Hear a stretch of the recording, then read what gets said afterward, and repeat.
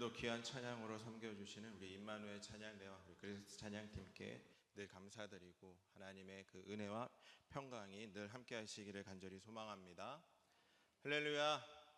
오늘 예배 가운데 오신 우리 성도님 모두를 주님의 이름으로 사랑하고 축복합니다. 아직 많이 더운 것 같아요, 그렇죠? 9월이 이제 중반에 들어가고 있고 이제 좀 있으면 추석이 다가오고 있는데 아직도 덥고 잘 때 왜 이렇게 땀이 나는지 계속 거실을 찾게 되고 방에서는 못 자겠더라고요. 도저히 침대에서는 도저히 못 자겠어요. 그래서 막 자다가 깨고 이런 날들이 계속 오가고 있는데 또 새벽 예배 드리려고 나오면 또 선선하고 날씨가 이제 점점 바뀌고 있다는 것을 느끼고 있습니다.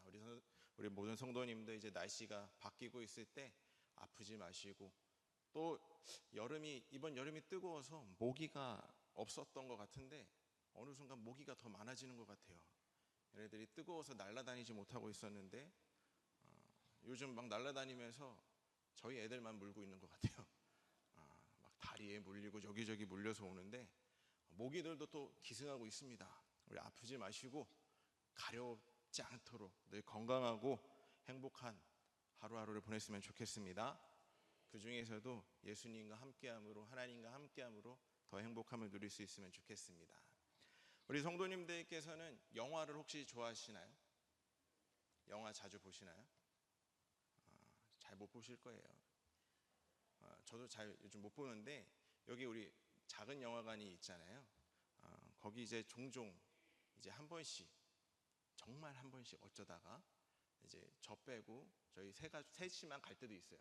제가 시간이 안 맞아서 저희 아내가 아이들을 데리고 갔다 온 적도 있고 또 같이 간 적도 있고, 그런데 극장 마도 작은 영화관 말고 이제 큰 영화관들을 가보면은 예매하다 보면은 이제 옆에 작은 글씨로 써 있는 것들이 있습니다.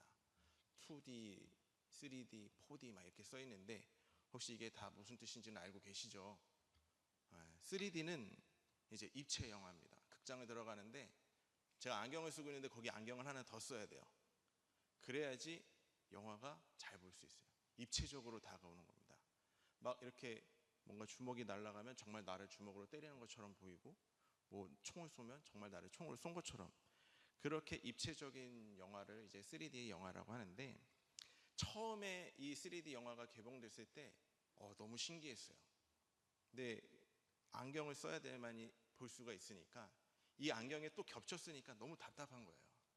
또 안경을 벗으면 영화를 볼 수가 없고, 그래서 그냥 궁금해서 그 3D 안경을 벗어봤습니다. 그래서 이제 벗어보니까 그 3D 영화의 영상이 보통 하나로 보이는 게 정상인데 하나로 보이지 않고 이렇게 두 개가 이제 겹쳐서 약간 흐릿흐릿하게 보이더라고요. 그래서 방금 전까지 날라오던 총알이나 뭐 활들이 더 이상 저한테 날라오지 않고 그냥 저기 그려져 있구나 라는 걸로만 보이게 됐습니다. 그리고 또 다시 쓰니까 또 날라오고 있고요. 이런 영화들이 어떻게 촬영되는지 궁금해서 이렇게 찾아보니까 카메라를 이제 여러 대 놓고 뭐 원거리, 근거리에서 촬영을 하고 합성을 하고 그렇게 된 다음에 이제 이 안경을 쓰면은 착시 현상을 일으키면서 이게 정말 나에게 다가오는 일처럼 보여지는 것이었습니다. 그래서 이제 보통은 2차원, 지금 이제 우리 화면에 나오는 것처럼 그냥 평면으로 보는 영화가 3차원, 이제 지금 저를 그냥 보는 것처럼 입체로 볼 수가 있게 된 것이에요. 에베소서 1장 말씀을 잘 읽어보면 마치 원거리와 근거리가 아름답게 조화를 이루고 있는 이 3D 영화처럼 조화로운 신앙생활을 위한 중요한 포인트를 전하고 있는 것을 볼 수가 있습니다. 에베소서 1장 3절부터 14절까지의 말씀을 정리해 보면은 두 가지 질문으로 요약을 할 수가 있습니다. 첫 번째 질문은 어떻게 질문인데요. 우리는 어떻게 하나님의 백성이 되었는가? 우리는 어떻게 구원을 받았고 어떻게 은혜를 누렸는가? 그리고 두 번째 질문은 왜에 관한 것이었습니다. 그럼 하나님은 왜 이런 은혜를 주셨는가? 왜 우리로 하나님의 백성이 되게 하셨는가? 여기서 어떻게와 관련된 질문은 구원의 감격과 연결되는 것이고, 왜와 관련된 질문은 우리의 사명과 연결된 것입니다. 그래서 우리는 이 두 가지가 조화가 이루어지는 신앙생활을 해야 된다는 것입니다. 그런데 우리가 지금까지의 우리의 신앙생활을 한번 되돌아보면요, 구원의 감격에 참 기뻐하죠. 그렇죠? 내가 구원받았다는 사실에 많이 감격을 합니다. 그리고 기뻐하고 가슴 벅차고 뜨거운 열정이 솟아납니다. 그런데 문제는 이곳에만 치우치다 보니까, 그런데 하나님이 왜 우리를 구원해 주셨지? 나를 왜 구원해 주셨지? 이거를 생각할 겨를이 없이 지나가지 않았나 생각을 해보게 되었습니다. 그래서 마치 이 3D 영화를 안경을 벗고 흐릿하게 보는 것과 같이 완전하지 못한 신앙생활을 해왔던 것이 아닌가 싶습니다. 이런 각도로 에베소 1장 13절부터 14절까지의 말씀을 다시 분석해 보니까 바울은 각 단락마다 이 두 가지 질문인 어떻게와 왜인 문제를 균형 있게 다루는 것을 알 수가 있었어요. 먼저 3절부터 6절까지에서는 성부 하나님께서 구원 사역에 어떻게 일하셨는지를 설명한 후에 왜라는 질문에 대한 대답으로 말씀을 마무리합니다. 우리 6절 말씀 우리 함께 읽어보도록 하겠습니다. 이는 그가 사랑하시는 자 안에서 우리에게 거저 주시는 바 그의 은혜의 영광을 찬송하게 하려는 것이라. 아멘. 그리고 성자 예수님과 관련된 7절부터 12절까지의 말씀도 마찬가지였습니다. 7절부터 11절까지에서는 예수님이 구원 사역에 어떻게 일하셨는지를 설명하고 있고 12절에서는 왜 그렇게 하셨는지가 나와 있어요. 12절 말씀 우리 함께 읽어보도록 하겠습니다. 이는 우리가 그리스도 안에서 전부터 바라던 그의 영광의 찬송이 되게 하려 하심이라. 아멘. 마찬가지로 성령 하나님의 역사를 설명하는 13절, 14절 오늘 본문 말씀도 똑같은 구도예요. 13절에서는 성령 하나님이 어떻게 일하셨는지를 설명한 후에 14절에서는 그렇게 하신 이유를 이렇게 설명하고 있습니다. 우리 14절 말씀 우리 함께 읽어보도록 하겠습니다. 이는 우리 기업의 보증이 되사 그 얻으신 것을 속량하시고 그의 영광을 찬송하게 하려 하심이라. 아멘. 이처럼 바울은요, 삼위 하나님께서 우리를 구원하시기 위해서 각각의 그 놀라운 구원 사역을 이루어 주시는 데에 대한 구원의 감격을 피력하는 것에 그친 것이 아니라 그 감격을 왜 나를 구원하셨나라고 하는 사명으로 연결시키고 있습니다. 이런 포인트로 본문을 읽다 보면 이와 관련해서 우리에게 주는 두 가지 교훈을 발견할 수가 있는데요. 첫 번째로는 우리가 가진 구원의 감격은 삶의 목적과 사명으로 연결되어야 된다는 것입니다. 우리도 바울처럼 6절과 12절, 14절 말씀에 걸쳐 반복되는 이는, 시작할 땐 다 이는이라고 시작을 하는데 이 이는이라고 표현되는 뚜렷한 삶의 목적과 이유를 갖고 있어야 합니다. 다시 말해서 하나님의 구원 계획을 깨닫고 기뻐하고 감사하는 데서 멈추는 것이 아니라 그 감사와 감격을 사명에 대한 자각으로 연결해야 된다는 것이에요. 불교계에서 존경받던 법정 스님이 돌아가시면서 4가지 지침을 내렸다고 합니다. 첫 번째가 많은 사람에게 수고만 끼치는 장래의식은 잃지 하지 말아라. 두 번째로는 관과 수의를 따로 마련하지 말고 이웃에 방해되지 않는 곳에서 지체 없이 평소 입은 승복 그대로 장례를 치러라. 세 번째가 사리를 찾으려 하지 마라. 네 번째가 탑도 세우지 마라 라고 합니다. 이 4가지 지침과 더불어서 엄청난 그 액수의 인세를 이름 없이 장학기금으로 기부한 사실이 밝혀져서 신문마다 그 생전의 업적을 기리면서 대서특필한 적이 있었습니다. 그리고 천주교회 이제 김수환 추기경의 장례식 때도 비슷한 분위기였어요. 나중에 이야기를 들어보니까 솔선수범으로 한때 장기기증 열풍이 불어서 김수환 추기경이 돌아가신 그때에는 국내 장기기증 신청자가 급증해서 6,250건에 달았다고 합니다. 이런 기사들을 보면서 한 가지 궁금했던 거는 왜 목사님들에 대한 이야기는 없지? 라는 말도 사실 좀 들기는 했어요. 그런데 생각해보면 또 알게 모르게 자신의 자리에서 드러나지 않게 힘을 다하는 목사님들이 계시기에 꼭 미디어에 노출되어야만이 다가 아닌 것을 우리는 알고 있기에 그냥 그렇게 잠시 생각만 해보고 지나가게 되었습니다. 이렇게 그럼에도 불구하고 드러나지 않게 일을 하고 있다 보니까 우리나라 사회에 비치는 교회의 이미지는 어떠냐면은 그냥 상대적이고 이기적이고 배타적으로 인식되어 있다라는 사실이며, 이것을 생각하면 또 너무나도 속상하고 마음이 아팠습니다. 이런 속상한 마음을 가지고 있으면서 또 책을 읽게 되었는데요. 한 글을 보게 되었습니다. 그 글에 이제 그 단락의 제목이 뭐였냐면 1년 동안 먹을까 말까 한 육, 1시간 30분 만에 먹기, 이런 제목이었어요. 근데 이 내용이 뭐였냐면 한 교회에서 일어났던 일이었습니다. 어떤 교회에서 이제 제자 훈련을 받는 분들을 훈련 때 이론만 배울 것이 아니라 이제 실제 삶에서 제자 훈련을 하면서 배운 그 사랑을 실천해야 한다는 취지로 이제 현장에서 봉사를 하도록 했다고 합니다. 그래서 이제 이 제자 훈련을 받은 분이 어떤 봉사를 했냐면 그 힘들고 힘든 주방 봉사였을까요? 주차 봉사였을까요? 남자분이었나 봐요. 주차 봉사를 시작하게 되었는데 그 교회가 좀 좁은 골목이 좀 많았나 봅니다. 그래서 좁은 골목에 봉사를 하고 있으면서 좁은 골목에 차를 세우면 다른 차들이 지나가기 어렵다는 것을 잘 알면서도 그 골목길에 버젓이 차를 세우고 예배를 드리러 가는 사람들이 너무 많았대요. 주차 봉사를 하면서 보니까 그 좁은 길에 주차를 하고 가는 사람들이 너무 많았다고 합니다.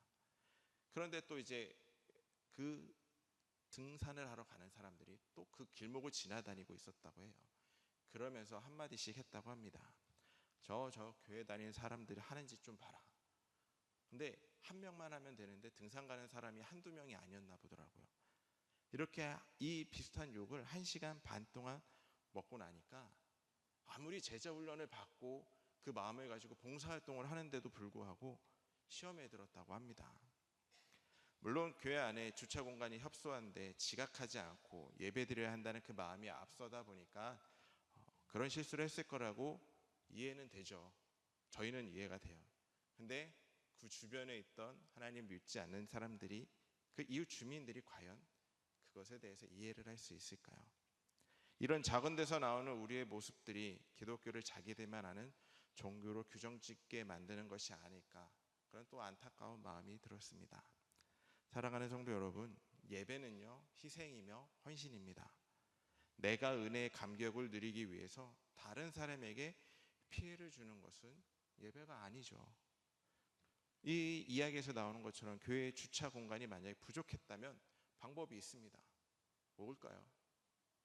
차를 안 가져오면 돼요.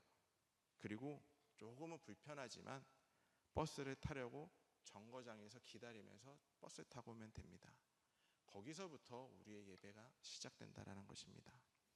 만일 우리가 하나님 앞에서 날마다 구원의 감격을 노래하고 나는 선택받는 하나님의 백성이다라고 하면서 그 감격에만 취해서 하나님이 나를 왜 구원해 주셨는가 하는 그 사명을 간과한다면 비싼 돈 내고 3D 영화 보러 가서 안경 벗고 흐릿하고 일그러진 화면만 보는 것과 같은 이상한 신앙생활을 하게 됨을 기억하시고 하나님께서 주시는 그 사명을 기억할 수 있는 저와 여러분들이 될 수 있기를 바랍니다.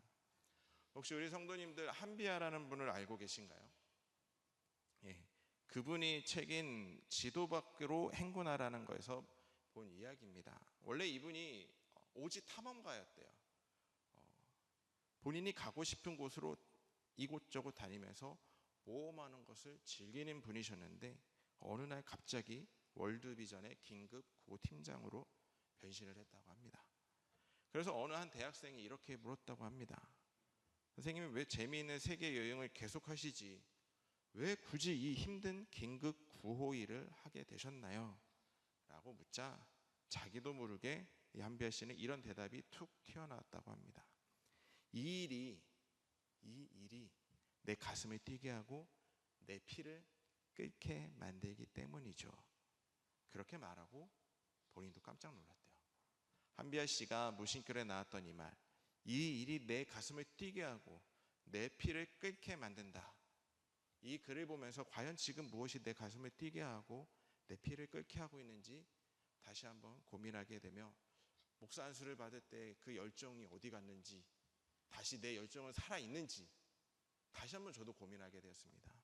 우리 사랑하는 성도 여러분, 신앙생활을 오래 하거나 뭐 어떠한 일을 하든지 오래 하게 되다 보면요, 너무 반복되는 게 되다 보니까 이게 정말 내 가슴을 뛰게 하는지 내 피를 끓게 하는지 알 수 없게 됩니다. 우리 사랑하는 성도 여러분, 정말 우리의 신앙생활이 내 가슴을 뛰게 하고 내 피를 끓게 만들고 있으십니까? 우리의 신앙생활이, 우리의 예배가 내 가슴을 뛰게 하고 내 피를 끓게 만드는 일이었으면 좋겠습니다.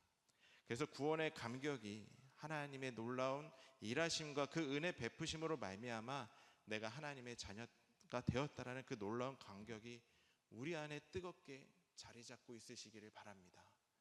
우리 안에 있는 그 구원의 감격이 감격으로만 끝나지 않고 이 일이 내 가슴을 뛰게 하고 내 피를 끓게 만들기 때문이죠 라고 자신 있게 말할 수 있는, 사명으로 연결해 나갈 수 있는 저와 여러분들이 될 수 있기를 간절히 소망합니다. 두 번째로 우리에게 가장 중요한 삶의 목적과 사명은 하나님의 영광을 찬송하는 것입니다. 우리 이번에 에베소서 1장 6절과 12절, 14절 말씀 우리 함께 읽어보도록 하겠습니다. 이는 그가 사랑하시는 자 안에서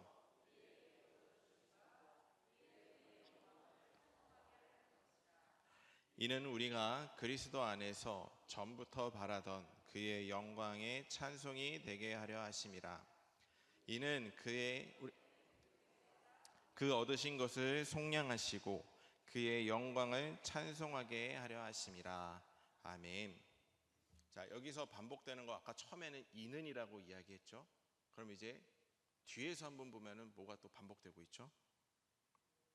찬송이라는 말이, 단어가 계속해서 반복이 되고 있습니다. 그럼 이렇게 찬송을 계속해서 반복하고 강조하고 있는 것은 무엇을 의미할까요? 그것은 우리의 삶이 이제는 찬송하는 존재로 바뀌게 되었다라는 것을 강조하고 있는 것입니다. 우리의 인생의 목적이 무엇입니까? 우리 성도님들의 삶의 목적이 무엇인가요? 우리 학생들이 공부하고 있는 이유 뭘까요? 잘 먹고 잘 살려고요? 부귀 영화를 누리기 위해? 혹은 또 좋은 대학을 가기 위해?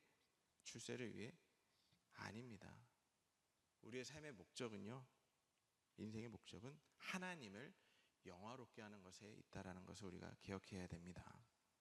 그런데 하나님을 영화롭게 하는데 하나님을 두려워하고 그렇게 하지 않으면 저주받을 것 같아서가 아니라 자발적으로 하나님을 즐거워하고 기뻐함으로 하나님을 영화롭게 해야 된다라는 것입니다.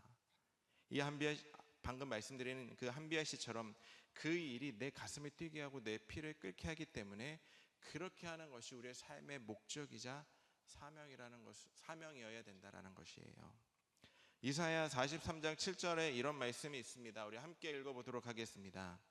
내 이름으로 불려지는 모든 자 곧 내가 내 영광을 위하여 창조한 자를 오게 하라. 그를 내가 지었고 그를 내가 만들었느니라. 아멘. 하나님께서 우리를 왜 지으셨다고 하나요? 왜 지으셨다고 했죠? 하나님의 영광을 위해 창조하셨다고 합니다. 그래서 우리의 삶의 목적이 바로 이거예요. 고린도 10장 31절 말씀도 함께 읽어보도록 하겠습니다. 그런즉 너희가 먹든지 마시든지 무엇을 하든지 다 하나님 영광을 위하여 하라. 아멘. 우리가 먹든지 마시든지 어떠한 뭐든지 무엇을 하든지 우리는 하나님의 영광을 위해 행하는 존재라는 것입니다. 예수님께서 가르쳐 주신 주기도문에도 이와 똑같은 정신이 담겨져 있는데요. 마태복음 6장 13절 우리 하반절만 우리 함께 읽어보도록 하겠습니다. 나라와 권세와 영광이 아버지께 영원히 있사옵나이다. 아멘. 그래서 칼빈은 이런 말을 했습니다. 모든 교리, 모든 신앙, 모든 믿음의 고백 중심에는 하나님 영광이 자리 잡고 있습니다. 이것은 인간의 본능으로는 가능한 일이 아니에요.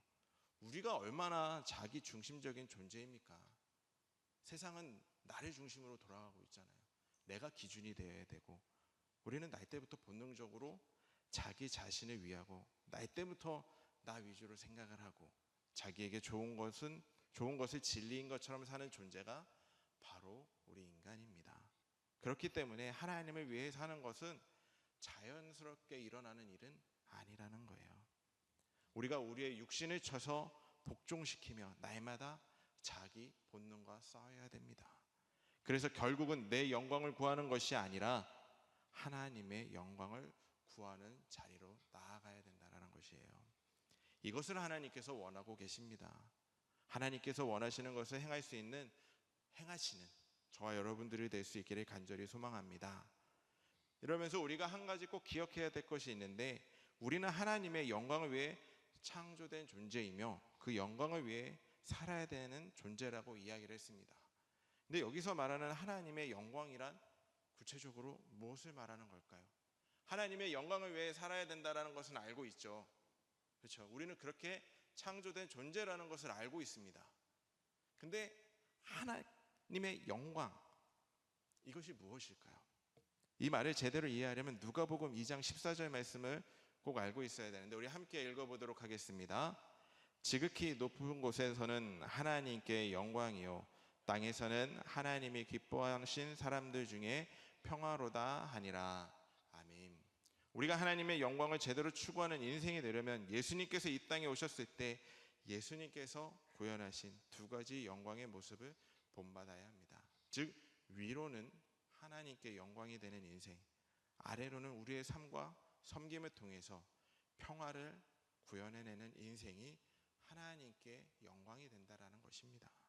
그렇기 때문에 예수님께서 마태복음 5장 16절에서는 이렇게 말씀하고 있습니다. 우리 함께 읽어보도록 하겠습니다. 이같이 너희 빛이 사람 앞에 비치게 하여 그들로 너희 착한 행실을 보고 하늘에 계신 너희 아버지께 영광을 돌리게 하라. 아멘. 하나님께 영광을 돌리는 일은 영적으로 심오한 행위를 통해서만 이루어지는 것은 아닙니다. 그저 소박한 우리의 삶의 현장에서 연약한 이웃에게 작은 도움을 베푸는 것, 나의 작은 정성과 수고로 말미암아 평화가 일어나도록 피스메이커의 역할을 하는 것이 하나님의 영광이 된다는 것입니다. 이렇게 하나님께 영광을 돌리는 삶을 살다 보면요, 하나님께서 우리에게 주어지는 두 가지 또 선물이 있어요. 하나님께 영광을 돌리다 보니까 선물도 받습니다. 하나는 외적인 능력이에요. 대표적인 케이스가 다윗입니다. 자, 다윗은 우리가 너무나도 잘 알고 있죠. 골리앗과 싸워 승리했습니다. 근데 우리가 읽고 그의 모습을 상상해 보면은 다윗은 죽었다 깨나도 아무리 해도 골리앗을 이길 수가 없어요. 불가능한 일입니다. 그런데 모든 사람들의 예상을 깨고 다윗은 골리앗을 이겼습니다. 이것이 어떻게 가능했을까요? 다윗이 골리앗을 상대로 절대 불가능할 것 같은 승리를 맛보게 된 결정적인 요인은 하나님의 영광에 대한 그의 놀라운 집중력이 있었기 때문입니다. 우리 사무엘상 17장 45절 말씀 우리 함께 읽어보도록 하겠습니다. 다윗이 블레셋 사람에게 이르되 너는 칼과 단창으로 내게 나아오거니와 나는 만군의 여호와의 이름 곧 내가 모욕하는 이스라엘 군대의 하나님의 이름으로 내게 나아가노라. 아멘. 골리앗을 향한 다윗의 의로운 분노와 그를 향한 끓어오르는 집중력이 또 나오는 구절이 있어요. 우리 사무엘상 17장 26절과 36절 말씀 우리 함께 읽어보도록 하겠습니다. 다윗이 곁에 서 있는 사람들에게 말하여 이르되 이 블레셋 사람을 죽여 이스라엘의 치욕을 제거하는 사람에게는 어떠한 대우를 하겠느냐? 이 할례받지 않은 블레셋 사람이 누구에게 살아계시는 하나님의 군대를 모욕하겠느냐? 주의 종이 사자와 곰도 쳤은즉 살아계시는 하나님의 군대를 모욕한 이 할례받지 않은 블레셋 사람이리까? 그가 그 짐승의 하나와 같이 되리이다. 아멘. 다윗의 그 안에는 하나님을 향한 집중력이 있었습니다. 삶의 목표가 있었어요. 하나님의 영광을 가리고 모욕하는 자들을 용서하지 않겠다라는 그 의로운 분노가 그에게 있었습니다. 햇빛이 분산되면 아무 일도 일어나지 않지만 돋보기를 통해서 한 곳에 집중하면 거기에 불이 붙는 것처럼 하나님의 능력을 경험하기 위해서는 다윗처럼 하나님의 영광에 집중하는 것이 우리에게도 필요하다라는 것입니다. 그런데 왜 오늘날 살아가는 우리들은 다윗과 같은 외적인 능력을 경험하기 힘들고 골리앗과 같은 장애물 앞에서 두려워하며 살아가고 있을까요? 그것은 다윗이 가졌던 영적 집중력이 우리에게 없기 때문입니다. 사랑하는 성도 여러분, 이왕 우리가 예수님을 믿고 하나님을 믿고 신앙생활을 하는데 하나님 앞에서 하나님의 영광을 위하여 집중력을 가지고 나아가야 되지 않겠습니까? 우리 모두가, 저도 그렇고 우리 모든 성도님들 모두가 그런 놀라운 집중력을 가질 수 있기를 바랍니다. 그래서 하나님으로부터 부어지는 그 놀라운 외적인 능력을 경험할 수 있는 저와 여러분들이 될 수 있기를 바랍니다. 그리고 하나님께 영광 돌리는 삶을 살 때 우리에게 두 번째로 주어지는 선물은, 이제 외적인 거 받았으니까 내적인 선물을, 내적인 능력을 받을 수가 있습니다. 대표적인 케이스가 오늘 본문을 쓰고 있었던 사도 바울입니다. 바울은 지금 실패한 모습처럼 보이며 감옥에 갇혀 있죠. 그럼에도 불구하고 환경에 무너지지 않는 내적인 능력을 가지고 하나님을 찬양하고 있는데, 에베소서 1장 3절을 제가 읽어드릴게요. 찬송하리로다 하나님 곧 우리 주 예수 그리스도의 아버지께서 그리스도 안에서 하늘에 속한 모든 신령한 복을 우리에게 주시되, 이렇게 나와 있는데요. 시작이 찬송하리로다 라고 시작을 합니다. 만약에 바울이 독방에 갇혀 있지 않고 여러 죄수들과 함께 있었다면 다른 죄수들이 아니 감옥에 있으면서 무슨 하나님을 찬양하냐, 무슨 하나님이 널 감옥으로 보내, 이렇게 그를 비웃었을 거예요. 비아냥거렸을 겁니다. 하지만 바울을 비웃는 사람들은 내적인 능력에 대해 전혀 모르는 사람들일 것입니다. 바울은 하나님께서 부어주시는 그 내적인 능력이 충만했습니다. 그래서 그 환경이 중요하지 않았어요. 그렇기 때문에 우리들도 이 내적인 능력을 구해야 됨을 기억하시길 바랍니다. 환경이라는 것에 늘 치우치는 삶을 살아가고 있지만 우리에게 하나님께서 주시는 이 내적인 능력이 우리에게 임한다면 그 환경은 우리의 삶에 있어서 전혀 중요한 것이 아니게 됩니다. 그리고 우리는 성경을 말씀을 읽다 보면서 자기가 나한테 유리한 대로 해석하려는 또 습관들이 있어요. 예를 들어서 빌립보서 4장 13절에 보면은 내게 능력 주시는 자 안에서 내가 모든 것을 할 수 있나라는 이 말씀 안에서의 능력을 내가 하고 싶고 갖고 싶은 것을 누릴 수 있는 능력으로 해석을 하기도 합니다. 그런데 여기서 말하는 능력은요, 그런 외적인 능력이 아니라 여기서 말하는 능력은 내적인 능력이에요. 성경을 제대로 이해하려면 전후 문맥을 보면서 읽어야 하는데, 이 구절에서 말하는 능력을 알려면 그 앞의 구절들을 함께 보아야 됩니다. 그래서 빌립보서 4장 11절 12절 말씀 우리 함께 읽어보도록 하겠습니다. 내가 궁핍함으로 말하는 것이 아니니라. 어떠한 형편에든지 나는 자족하기를 배웠노니 나는 비천에 처할 줄도 알고 풍부에 처할 줄도 알아. 모든 일 곧 배부름과 배고픔과 풍부와 궁핍에도 처할 줄을 아는 일체의 비결을 배웠노라. 아멘. 바울은 이러한 내적 능력을 가지고 13절에서 이렇게 선포했습니다. 우리 함께 읽어보겠습니다. 내게 능력 주시는 자 안에서 내가 모든 것을 할 수 있느니라. 아멘.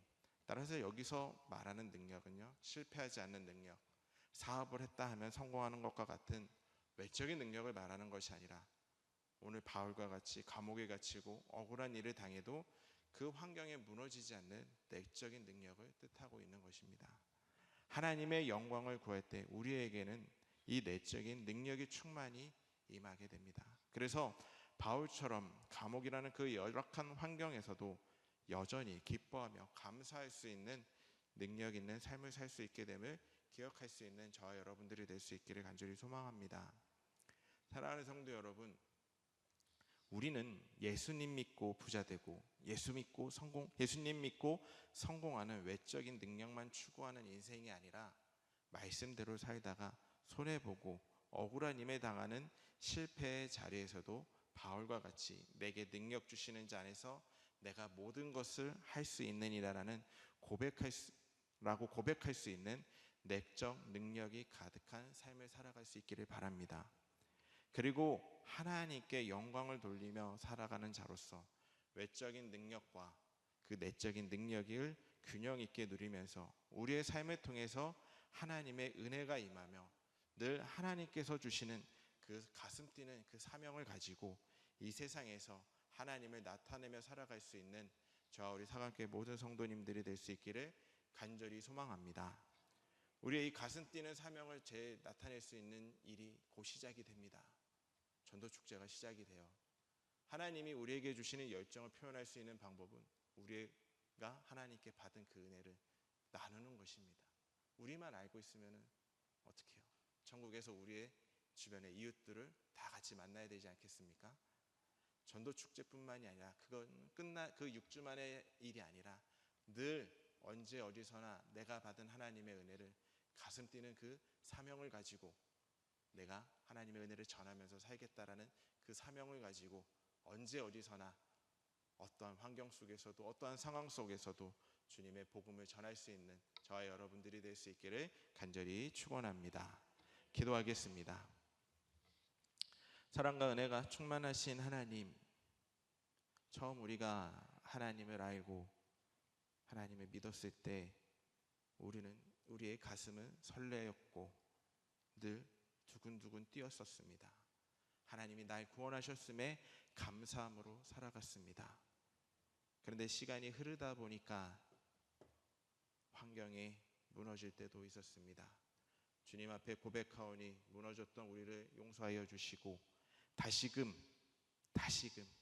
가슴 뛰는 사명을 가지고 두근거리는 마음을 가지고 세상 가운데로 나아가서 주의 복음을 전하는 그 열정이 다시 샘솟고 또 앞장서 나아갈 수 있는 저와 우리 모든 성도님들이 될 수 있게 하여 주시옵소서. 우리의 힘으로는 할 수 없으니 주여 저희들의 삶을 동행하여 주시옵고 삶 가운데 늘 함께하여 주시어서 주님의 은혜를 전하는데 쉼 없이 나아가는 저희들이 될 수 있도록 인도하여 주시옵소서.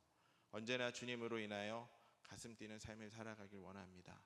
주님과 함께함으로 주님의 사명을 잘 감당하겠사오니 붙들어 주시옵소서. 예수님의 이름으로 기도드렸습니다. 아멘.